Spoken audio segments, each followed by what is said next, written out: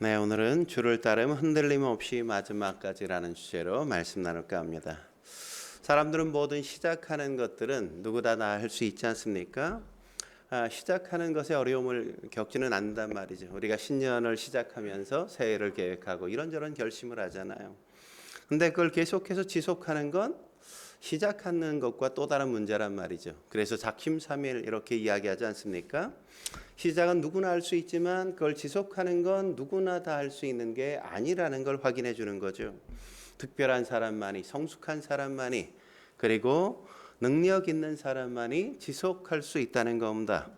그래서 시작은 누구나 다 하지만 꾸준히 그것을 유지하는 사람은 그렇게 흔하지 않다는 걸 우리가 확인한단 말이죠. 뭔가를 하겠다고 결심하는 것보다 꾸준히 하는 것은 훨씬 더 어려운 일인 겁니다. 그래서 시작은 누구나 하지만 성공은 아무나 하지 못하고, 시작은 누구나 다 할 수 있지만 완성하는 건 극히 소수에 불과하다는 사실을 우리가 확인할 수 있습니다. 이건 신앙생활에서도 마찬가지죠. 신앙이 뭘까요? 우리가 주님을 따르는 것을 가르쳐 우리가 신앙 이렇게 말할 수 있지 않습니까? 우리가 주님을 따르겠다고 결심해 신앙생활을 시작은 할 수 있지만 그것을 지속해서 계속 따라가는 건 그렇게 쉬운 일만은 아닐 때가 많잖아요. 때때로는 넘어지기도 하고 때때로는 갓길로 빠지기도 하고, 그래서 돌이키지 못할 때도 있고 영영 오지 못하는 경우들도 적지 않단 말이죠. 그래서 우리가 신앙생활도 한번 결심하고 그걸 유지하는 데에는 적지 않은 믿음이 필요하다는 사실을 우리가 확인할 수 있죠. 근데 그걸 마지막까지 유지한다, 이건 경이로운 일인 겁니다. 경이로운 일. 오늘 본문에 등장하는 사람들 역시 그 마지막까지 자신의 신앙을 유지했던 사람들이라고 감히 말할 수 있지 않겠습니까? 그 사람들이 누굴까요? 오늘 본문에 드러난, 명시적으로 드러난 사람의 이름 누가 있어요? 막달라 마리아가 있고 베드로가 있고 또 다른 제자, 다른 제자 이렇게 나오는데 그 다른 제자가 누굴까요? 요한이에요. 요한, 사도 요한. 자기 이름을 쓰지 않고 사랑하는 제자라든지 다른 제자 이렇게 표현했어요. 오늘 우리가 이들을 살펴볼 때 이 막달라 마리아와 이 제자 베드로와 요한을 나누어서 예수님을 따르는 것에 두 사람들의 차이가 있다는 걸 우리가 발견할 수 있죠. 그들이 따른 동기가 다르다는 걸 우리가 확인할 수 있습니다. 그러다 보니까 예수님의 시신이 사라진 그 환경에서 그들이 보인 반응 역시도 확연하게 다르다는 걸 오늘 본문에서 우리가 확인할 수 있게 되어지죠. 오늘은 이 두 그룹들에 대해서 함께 살펴봄으로 말씀을 함께 나누고자 합니다. 첫 번째는 막달라 마리아입니다. 막달라 마리아는 사랑으로 주를 따르는 사람이라고 이야기할 수 있습니다. 그의 예수님을 따르게 된 동기가 뭐라고요? 사랑 때문이었다. 사랑 때문이었다. 막달라 마리아는 예수님을 정말 너무너무 사랑했단 말이죠. 이유가 뭡니까? 과거 자신은 7 귀신에 들렸던 사람이었습니다. 그는 삶이 창기였단 말이죠. 너무너무 불우한 밑바닥 인생을 살아왔는데 어느 날 예수님의 사랑 때문에 그가 고침을 받게 되어지고 회복되어서 완전히 새로운 인생을 그가 살게 된 것 아닙니까? 그 은혜가 너무너무 감격스러운 거죠. 그 은혜가 너무너무 큰 겁니다. 그래서 너무너무 감사해서 주님을 따르기 시작한 거란 말이죠. 그러다 보니까 예수님에 대한 사랑이 너무너무 뜨거운 거죠. 그래서 모든 사람이 예수님을 버리고 떠나가는 그 현장에서도 이 막달라 마리아는 그 자리를 떠나지 않고 끝까지 지키는 걸 우리가 확인하게 되어지는 겁니다. 진짜 사랑이라는 건 그 어떤 상황과 환경에서도 떠나지 않는 거죠. 사랑하는 사람 곁을 결코 떠나지 않잖아요. 사랑은 그런 거란 말이죠. 오늘 본문의 2절에 보면 그게 단순히 막달라 마리아만은 아니었다는 걸 확인할 수 있죠. 2절에 뭐라고 이야기합니까? 우리가 알지 못하겠다. 그러니까 막달라 마리아가 우리가라고 얘기하니까 혼자가 아니라는 거죠. 요한복음 19장 25절에 우리가가 누구인지에 대해서 이렇게 말합니다. 그의 어머니 마리아, 그 다음에 누구? 이모, 그 다음에 누구? 글로바의 아내 마리아, 그리고 누구? 막달라 마리아. 이렇게 공통점이 뭐예요? 이름이 다 마리아라는 거예요. 마리아. 당시 마리아라는 이름이 흔했어요. 영희와 철수같이 아주 흔한 이름이 마리아라는 이름이었습니다. 이 마리아가 히브리 말로는 뭔지 아세요? 마리아가 히브리 말로는 미리암이에요. 미리암 그러면 떠오르는 사람이 있죠. 누구예요? 모세의 누이가 미리암이었잖아요. 그러니까 미리암, 마리아, 이게 당시에는 굉장히 흔한 이름이었는데 이 미리암, 마리아의 뜻은 어떤 뜻이냐면 어디서 왔냐면 마라라는 단어에서 왔어요. 마라라는 단어에서. 우리가 룻기에서 배우지 않습니까? 나오미가 뭐라고 얘기해요? 나를 나오미라 부르지 말라. 나오미가 뭐예요? 기쁨이란 단어거든요. 희락이라는 뜻이에요. 근데 나를 나오미라 부르지 말라. 나를 마라라 하라. 마라가 뭐? 쓰다, 고통이다 이런 거예요. 아마 마리아를 낳고는 그 엄마가 그런 생각했을 거야. 아빠가 야 너는 어떻게 살려고 그래? 내 인생이 고통일 것 같아. 그래서 그 아이의 이름을 뭐라고? 마리아라고 이름을 줬단 말이죠. 왜? 살다 보니까 삶이 막막하거든요. 예수님 당시 태어난 많은 아이들이 그렇게 나라가 부강하지 않고 삶이 넉넉하지 않고 힘겨운 상황 속에 삶을 살아야 됐기 때문에 많은 부모들이 자기의 딸을 낳고는 아이를 마리아, 고통이다 이렇게 이름을 줬단 말이죠. 너는 사는 게 고통이야 이런 거죠. 그런데 이 마리아라는 단어에는 고통 쓰다라는 의미뿐만이 아니라 반란이라는 의미도 있어요. 반란. 반란이 뭡니까? 역전을 일으키는 거 아니에요? 역전, 뒤집는 거. 막달라 마리아의 인생이 어떻게 된다고요? 뒤집히는 인생이 된다는 거죠. 뒤집어지는 인생. 인생 자체가 고통이었습니다. 7 귀신이 들렸어요. 장기였습니다. 삶이 모두 다 유린당하는 삶을 살아야만 됐어요. 그렇게 험난한 인생이었는데 그가 예수님을 만나고 나자 어떤 일이 벌어져요? 인생이 역전된단 말이죠. 뒤집힌단 말이죠. 더 이상 마라가 아니라 그의 인생은 나오미의 인생이 시작되는 겁니다. 그의 삶은 기쁨이 있고 희락이 있고 즐거움이 넘치는 인생, 감격으로 살아가는 삶으로 새롭게 출발하게 되어진단 말이죠. 그 놀라운 선물이 누구로부터 왔어요? 예수님으로부터 시작되었기 때문에 그는 예수님을 사랑하게 된 거라고 이야기하는 겁니다. 제자들이 다 그래서 도망쳤음에도 불구하고 막달라 마리아는 그 아침에 어떻게 합니까?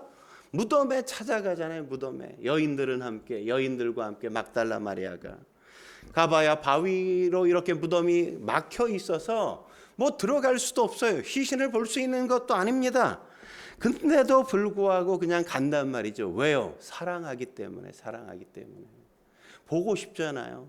여러분 연애할 때 그런 거 안 느끼셨어요? 참 사랑을 안 해보셨군요. 제대로. 그냥 너무 보고 싶잖아. 떨어지기 싫잖아. 그냥 곁에 함께 있고 싶잖아.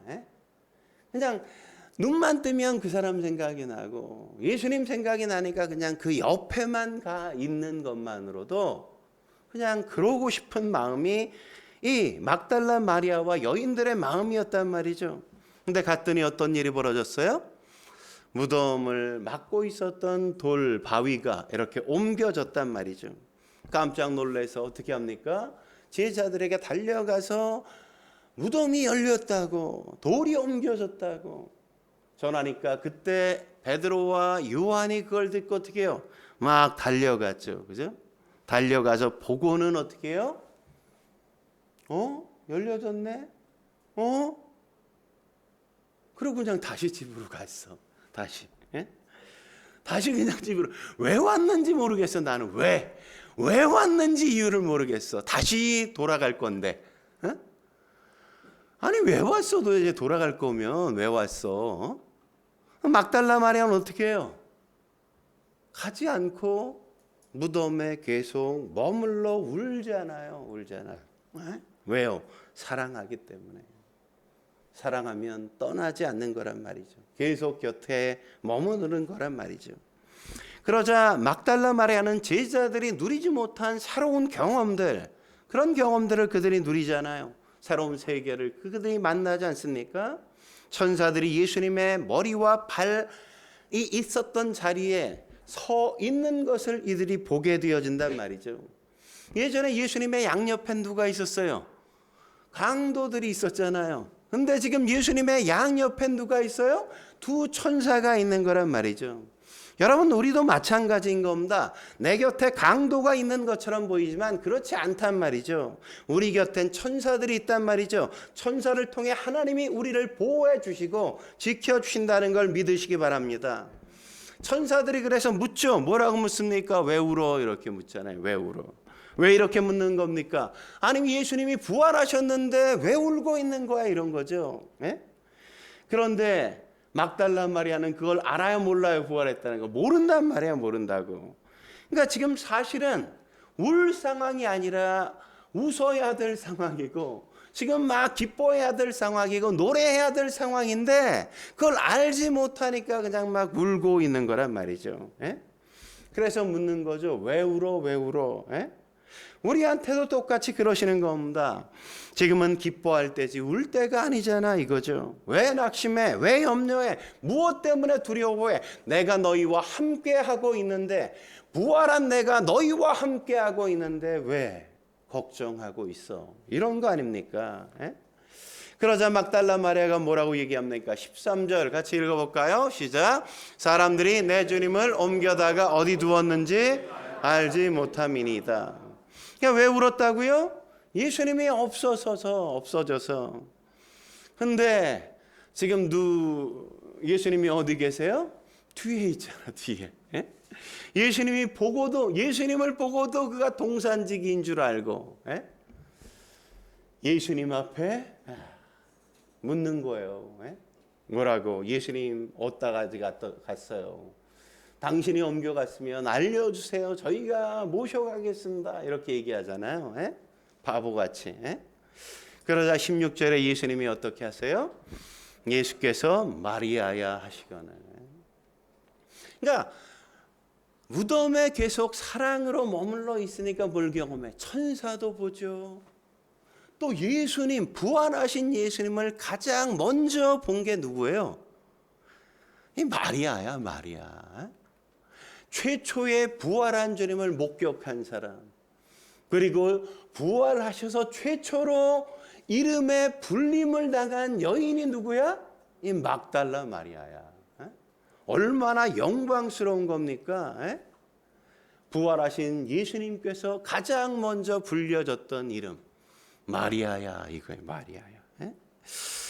여러분, 우리가 힘겹고 어려울 때, 우리가 주님 앞에 나아가서 주의 이름을 부를 때, 기도할 때 주님께서 우리 가운데 임재하시면 그때 우리의 삶 속에 임하시는 주님을 우리가 맛보잖아요. 주님이 정수야 이러면 그냥 그 순간 모든 게 다 끝나잖아요. 주님이 보여지고 주님의 음성이 들려지면 모든 상황이 끝나지 않습니까? 열왕기하 6장에 보면 아람 군대가 포위했을 때 엘리야는 불말과 불명거를 받죠. 그런데 그의 옆에 있었던 게하시는 전혀 보지 못하니까 막 두려워 떨었단 말이죠. 엘리사가 답답하니까 어떻게 해요?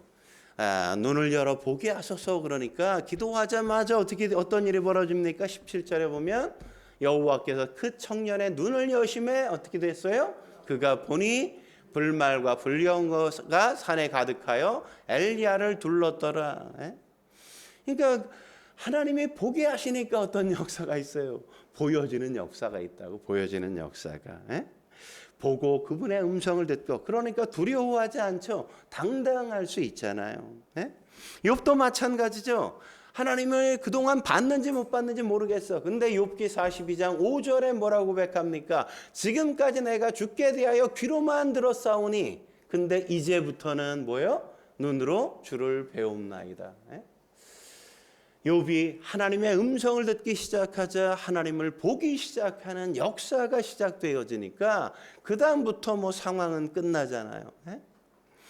여러분, 스데반 역시도 마찬가지죠. 스데반이 마지막 순교 직전에 예수님을 만나기 전에 그가 하나님을 만났는지 예수님을 경험했는지 우리가 알 수는 없어요.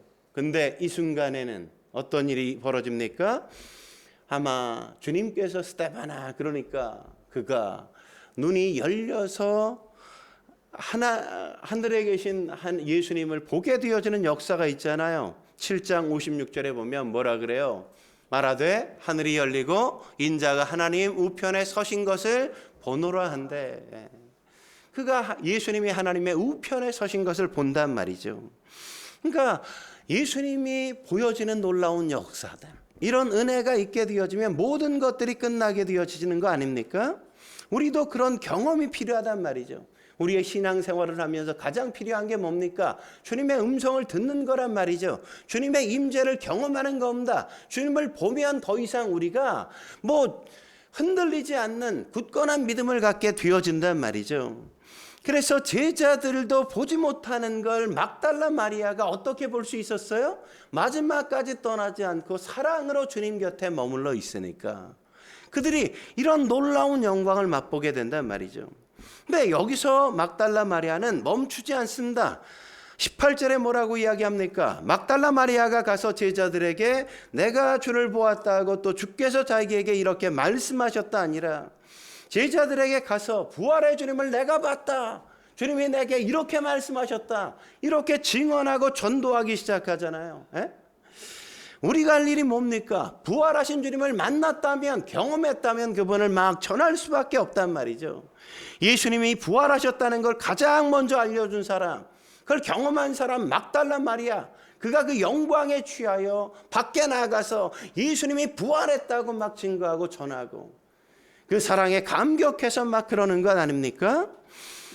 막달라 마리아가 그런 은혜를 경험하고 그런 인생으로 쓰임받는단 말이죠.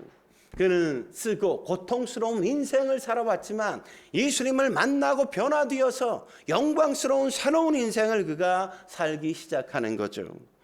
그래서 요한일서 3장 16절에 뭐라고 말씀합니까? 이렇게 말하죠. 같이 읽겠습니다. 시작. 그가 우리를 위하여 목숨을 버리셨으니 우리가 이로써 사랑을 알고 우리도 형제들을 위하여 목숨을 버리는 것이 마땅하니라. 그가 우리를 위하여 목숨을 버리셨으니, 그가 누구예요? 예수님이 우리를 위하여 목숨을 버리셨으니 그것으로 우리가 뭘 알아요? 예수님의 사랑이 뭔지를 알아요. 하나님이 어떻게 우리를 사랑하셨는지 깨닫게 되어진단 말이죠. 그 사랑을 경험하고 알고 깨달았다면 그 사람은 어떤 인생을 삽니까? 우리도 형제를 위하여 목숨을 버리는 게 마땅하다는 걸 안단 말이죠.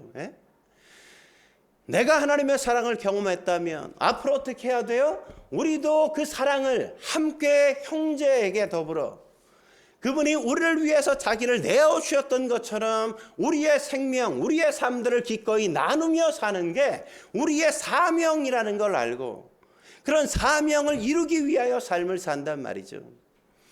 왜 그렇게 하는 겁니까?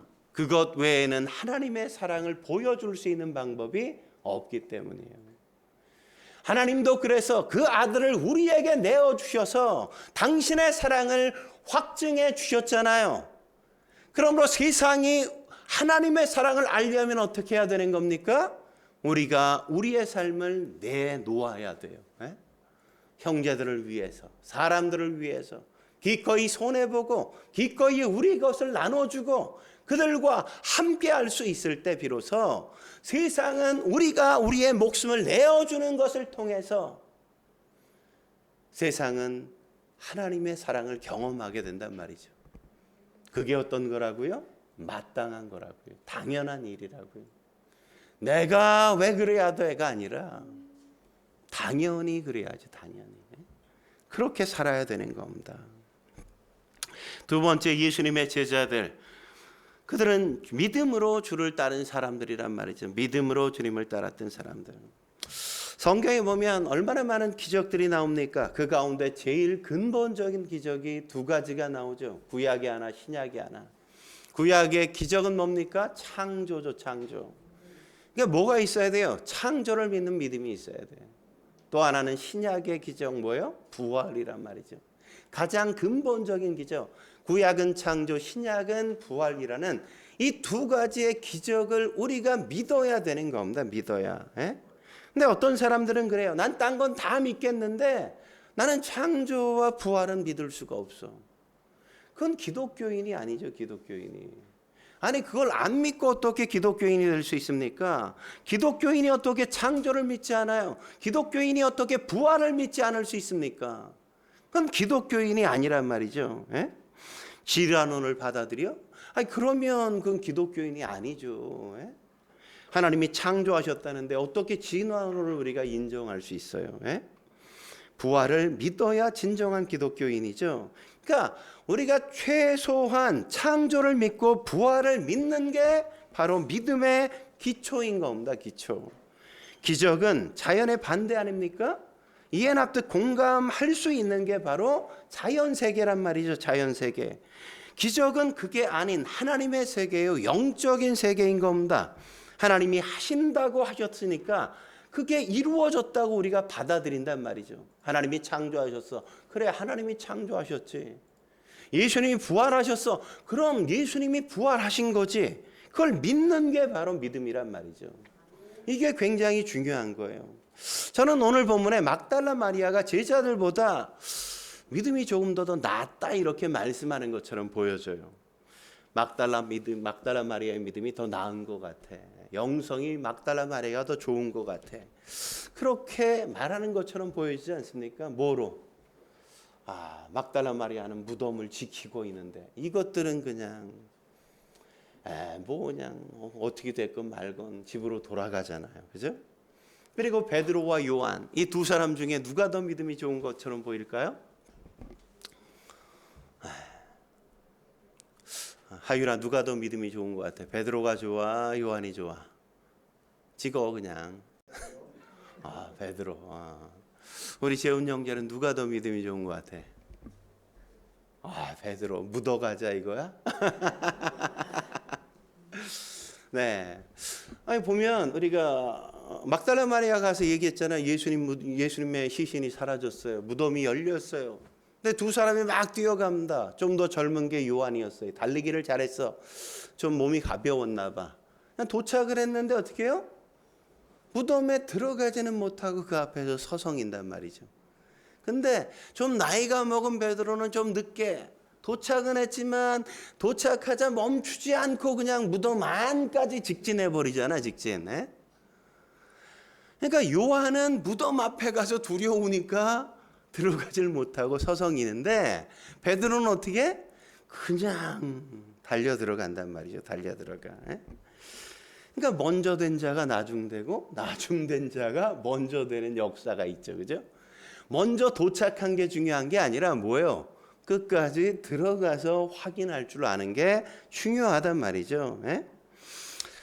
도착하는 게 이긴 게 아니라 들어가는 게 이긴 거라는 거죠. 그러니까 무덤에 들어간 베드로의 믿음이 더 나은 것처럼 성경이 보여주는 거죠. 근데 이걸 누가 기록했어? 요한이. 그러니까 요한이 나중에 참 대단한 거죠. 그죠? 내 믿음보다 베드로 믿음이 훨씬 더 나아요. 이렇게 보여주는 거야. 그러니까 요한도 굉장히 멋있는 사람인 거죠. 그죠? 겸손하잖아. 멋지죠. 그래서 항상 보면 믿음을 묘사할 때마다 베드로가 등장하는 걸 우리가 성경에 확인할 수 있죠.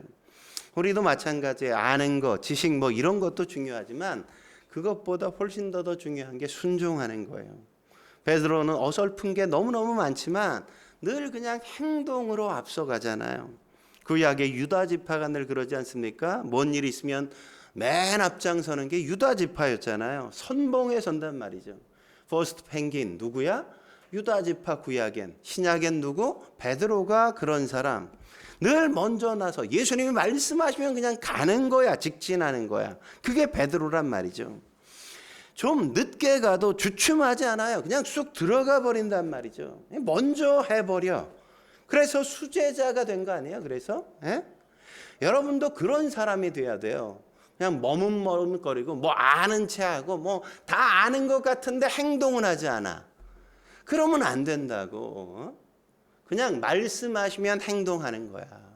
금식 기도 얘기 나오면 금식 한번 해보고 기도 얘기 나오면 그냥 기도 하나하나 보다 그러고 기도하고 성경 이야기 나오면 성경 읽어야지 이러고 읽어버리는 거. 그게 바로 능력이라고요. 그게 바로 믿음이라는 겁니다. 그냥 성경 읽어야 되는 거 다 알아. 기도해야 된다는 거 다 알아. 근데 하지는 않아. 아무 의미가 없죠. 그건 믿음이 아닌 겁니다. 미루지 않아요. 알면, 말씀을 들으면 즉시 행동에 옮기는 거, 그게 진짜 믿음이란 말이죠. 그런 영성이 굉장히 중요한 겁니다. 그게 베드로인 거예요. 그게 요한과 베드로를 갈라놓은 갈림길이란 말이죠. 오늘 본문에 보면 보다라는 단어가 반복되어 나오는 걸 확인할 수 있죠.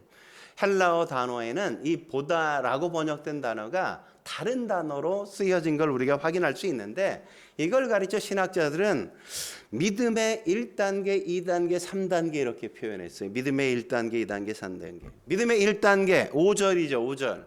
5절에 뭐라 그럽니까? 구부려 세마포 놓인 것을 보았으나, 누가 봤어요? 요한이 봤어.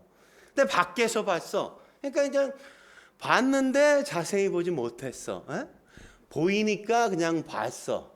그런 단어예요. 헬라어로는 뭐냐면 블레포라는 단어예요. 블레포라는 단어. 그러니까 보여지니까 보인 거, 그걸 블레포라 그래요. 에? 그러니까 봤는데 본 게 아니야. 의미 있게 본 게 아니란 말이죠. 봤지만 잘 몰라. 봤는데 거기 뭐가 있었는지 기억에 전혀 없어. 그게 블레포. 영어로 말하면 see 이런 말. 에?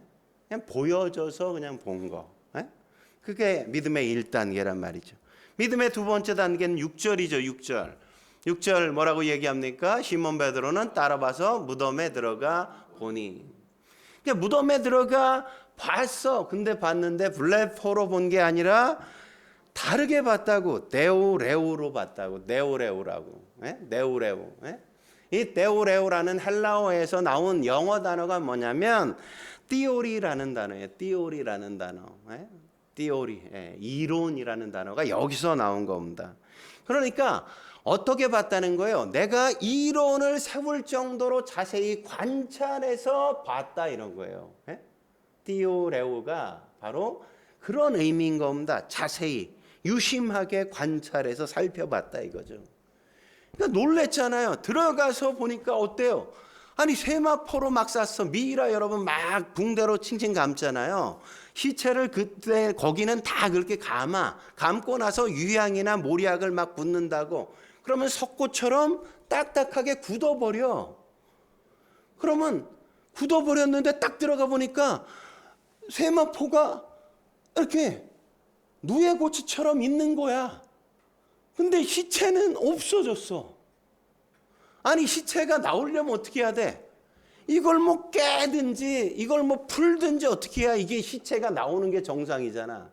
남았으면 이게 막 엉클어져 있든지 깨진 게 막 파편처럼 있든지 이래야 될 거 아니야. 근데 이게 기부스한 게 그대로 손만 쏙 빠져나왔어. 이게 어떻게 빠져나올 방법이 없는데. 그러니까 베드로가 뭔 생각하겠어? 예수님이 혹 부활하신 건가? 자세히 관찰하는 믿음. 세 번째 단계는 8절이죠. 8절. 8절에 보면 뭐라고 얘기합니까? 그때야 무덤에 먼저 갔던 그 다른 제자도 들어가 보고 믿더라. 보고 다음에 뭐가 있어요? 믿더라가 있어요. 이건 요한이죠. 요한이 봤다 이 단어는 에이도라는 단어예요. 에이도라는 단어. 믿음을 갖고 보는 단어. 그래서 계시록 1장 2절에도 이 단어가 나오는데 어떻게 나오냐? 같이 읽어보죠. 시작. 요한은 하나님의 말씀과 예수 그리스도의 증거고 자기가 본 것을 다 증언하였느니라. 그러니까 본 것을 증언할 정도니까 어떻게 해야 돼요? 뭐가 돼? 먼저 이루어져야 돼? 내가 믿어야 증거할 거 아니야. 그죠? 그러니까 이 본다는 건 믿음을 갖고 본다 이런 거죠. 믿음을 갖고. 이 짧은 순간 그들은 이 단계를 뛰어넘어 간단 말이죠. 그러니까 처음에는 어때요? 처음에는 그냥 블레포로 봤다고. 보여지니까 봤어. 그 다음에는 어떻게 봤어? 자세히 관찰하며 봤어. 그 다음에 뭐가 생겨? 보니까 믿음이 생겼다고. 예수님이 진짜 부활하셨네. 그러니까 믿음이 생기는 거예요. 여기서 우리가 확인할 수 있는 게 뭡니까? 믿음은 이렇게 단계별로 성장한다는 거죠. 성장한다는 거. 믿는다고 다 똑같은 믿음이 아니라는 겁니다. 우리 이용선 집사가 믿는 것과 우리 주석 집사가 믿는 믿음이 각각 다 다를 수 있다는 거예요. 어떤 사람은 1단계 믿음일 수 있고, 어떤 사람은 2단계 믿음일 수 있고, 어떤 사람은 3단계 믿음의 자리에 있을 수 있다는 걸 얘기한단 말이죠. 근데 중요한 건 뭐예요? 그렇게 뭔가를 계속해서 우리가 주님을 알아갈 때 믿음이 성장해 간다는 걸 우리에게 보여주고 있는 거죠. 여기서 볼 수 있는 건 뭡니까? 제자들이 믿음이 성장해 가지만 아직 믿음이 완성되지는 않았다는 걸 확인할 수 있죠. 왜 그런 걸까요? 왜 막달라 마리아처럼 그런 믿음의 정상의 자리에 서지 못한 겁니까? 9절과 10절이 이렇게 얘기해 주죠. 같이 읽겠습니다. 시작. 그들은 성경에 그가 죽은 자 가운데서 다시 살아나야 하리라 하신 말씀을 아직 알지 못하더라. 이에 두 제자가 자기들의 집으로 돌아가니라. 여러분 정말 웃기지 않습니까? 아니 여기까지 찾아왔는데 왜 그냥 돌아가? 예수님의 희신이 사라졌으면 뭐 신고를 하든지 찾아다니든지 뭘 해야 될 거 아니야. 아니 최소한 그것도 못하면 아니 막달라 마리아처럼 여기 죽치고 앉아서 기다리기라도 해야 되는 게 정상이잖아요. 근데 예수님을 3년이나 쫓아다녔던 이 베드로와 요한이 어떻게? 그냥 집으로 돌아갔다고. 그러니까 여기서 집이라는 건 그냥 집만을 의지하는 게 아니라 우리의 마음의 집을 이야기하는 거죠. 마음의 집. 우리의 마음의 집이라는 건 뭘 얘기하는 겁니까? 그냥 집이 아니라 내 경험, 내 지식, 내 전제, 내가 옳다고 생각하는 과거, 내가 믿기 전에 가졌던 나의 사고, 가치관 이런 것들을 의미하는 거예요. 그러니까 우리에게도 이런 게 다 있잖아요. 거기로 다시 갔다는 겁니다. 막달라 마리아는 예수님을 사랑하니까 계속해서 예수님이 계셨던 그 자리에 머물러 있는데 계속 주님을 따르고 있는데 제자들은 어떻게 해요? 자기 집으로 돌아갔어. 믿기 전과 똑같은 상태로 그들이 돌아가 버리고 말았단 말이죠. 예수님이 부활하셨다는 사실을 알면서도 불구하고 그들은 그냥 그래서 뭐 어쩌라고 이러면서 집으로 돌아가서 그냥 아무런 변화가 없잖아요. 그러니까 문제인 거죠. 베드로와 요한은 예수님이 어떤 분인지 그렇게 많이 봤고 경험했음에도 불구하고 믿음이 자라지 않고 왜 그래요? 자꾸 집으로 돌아가는 습성이 있으니까. 믿음의 문제는 뭐냐? 집 떠나는 거거든요. 집을 떠나는 거. 아브라함의 믿음의 출발이 뭡니까? 내 집 떠나 이거잖아요. 창세기 12장 1절에 뭐라 그래요? 너는 너희 고향 친척 아비 집을 떠나라 이러잖아요. 그러니까 믿음의 출발은 집 떠나는 거란 말이죠. 사랑하면 떠나기 쉬워요. 그죠? 아니 결혼해서 성일 집사랑 같이 산다는데 뭐 집 떠나는 게 어렵습니까? 지영 집사 할렐루야 이러고 집을 막 떠났을 거 아니에요. 그죠? 결혼해서 성일 집사만 살 수 있다면 하루라도 빨리 내가 시집 가리라 언제 오나 눈꼽아 기다렸을 거 아니야. 그랬을 거라고요. 그죠? 사랑하니까. 그죠? 사랑하면 떠나는 게 쉬워. 근데 사랑하지 않아. 믿으래. 사랑하진 않네. 믿으래. 믿고 같이 가는 거는 이게 쉽지 않다고. 사랑하지 않고 그냥 믿고 가는 거는 어려워. 쉬운 게 아니라고. 뭐만 생기면 혹시 이 사람이 나 사기치는 거 아닐까? 뭐 이런 자꾸 의심이 생기고 회의가 생기고 그런단 말이죠. 예수 믿는 사람들 가운데 그런 사람이 있잖아요. 마치 성경 공부하는 것처럼 믿는 사람들. 맨날 성경 공부 1단계, 2단계, 3단계 뭐 제자 훈련 받고 그렇게 신앙생활을 막 하는 사람들이 있잖아요. 그러다 보니까 어때? 힘들어지면 집으로 돌아가. 어느 날 그냥 안 나오기 시작하고 전화하면 목사님 잠깐만요. 그냥 저 노터치예요. 만지지 마세요. 건들지 마세요. 여러분 사라져. 근데 지 감정대로 자기 멋대로 그런 사람이 얼마나 많습니까? 연락 두절되어 지금 하나님이 이런 걸 원치 않으니까 그런 사람 어떻게 하세요? 그냥 한방 갈기시죠, 그죠? 고난 허락하시고 고통 허락하시고 뭐 하나 그냥 건져가시고 가져가시고 그리고 아이고 하나님 천부의 의지 없어서 두 손 들고 옵니다 이렇게 돌아올 수 있게 하나님이 그러니까 맞기 전에 잘하라는 거죠, 그죠? 그렇게 하면 안 된다는 걸 주님께서 이야기하시는 겁니다. 오늘 제자들의 모습에서 보여주는 게 뭐예요? 자꾸 집으로 돌아가지 말라 이거죠. 주님을 따르기로 했으면 마지막까지 힘을 다해서 주님을 쫓아야 된다는 거죠. 내 전제, 내 생각, 내 선입견, 내가 가졌던 가치관 그런 대로 자꾸 돌아가면 안 된다는 거예요. 말씀을 따르기 시작했으면 끝까지 따라가라는 거죠. 계속 따라가다 보면 집 생각 안 한다는 겁니다. 내 원래 안전을 지켜주던 그 집과 자꾸 멀어진다는 거죠. 그게 새로운 인생의 출발인 겁니다.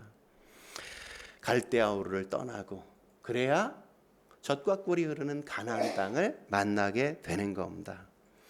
저와 여러분들이 그런 신앙의 삶 사실 수 있길 주의 이름으로 축원합니다. 기도하시겠습니다.